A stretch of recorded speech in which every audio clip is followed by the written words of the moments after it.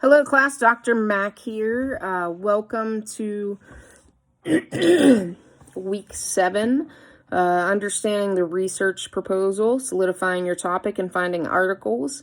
It is so important to understand the difference between credible articles, peer-reviewed articles, and just articles. When I think about it, we all see doctors or dentists say you have a medical issue and you're going in to get a medical procedure. Do you want your doctor to be educated using updated medical procedures with a peer-reviewed research articles from credible sources like the CDC or Professional Medical Association, or do you want your doctor to reference Urban Dictionary and Wikipedia as he amputates a leg and gives you new movement in a muscle?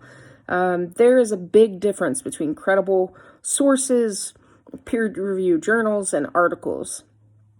If any of you were on the Zoom call last week, I talked about one of my articles in reference to shame, vulnerability, compartmentalization, qualitative and quantitative mixed method studies.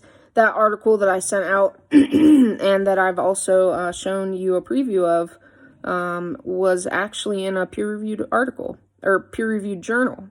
And that is really important. Even if in the future, if you want to be in academia, oftentimes they ask you to publish in peer-reviewed journals because that shows that your research has a little bit more validity and background.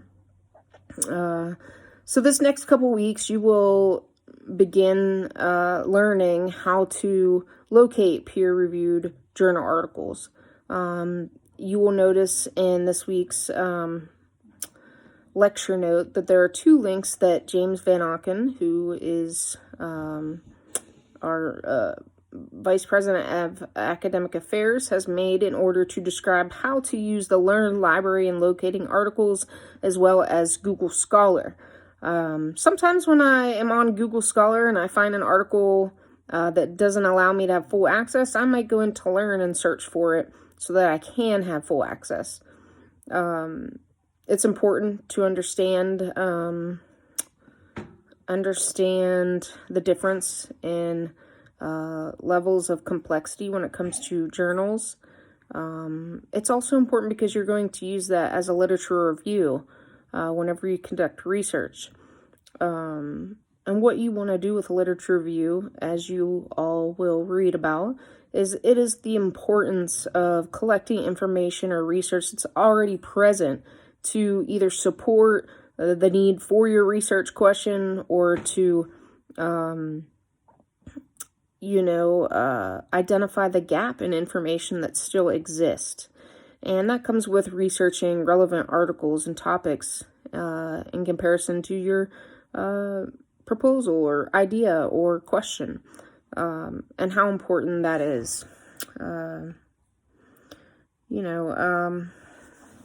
So most academic journals are peer-reviewed, some are not, and you'll be able to look at that information and find out via the journal, and sometimes it's not always clear. For example, we note that the Journal of Transpersonal Psychology is peer-reviewed, but it is not clearly stated on their website, whereas the International Journal of Transpersonal Psych explicitly states it is peer-reviewed on their website. Sometimes you'll just have to Google to see which ones are peer-reviewed. And you'll see in this week's lecture note, there's examples of mindful.org and the Mindfulness Journal. So I hope that these examples help you. There are some different videos to stay connected and learn this week. I just wanted to check in, offer any support, share my examples, and, just say hi. I hope that your proposals are going well. I hope that you're getting excited about research and your burning questions, and we'll talk soon. Take care.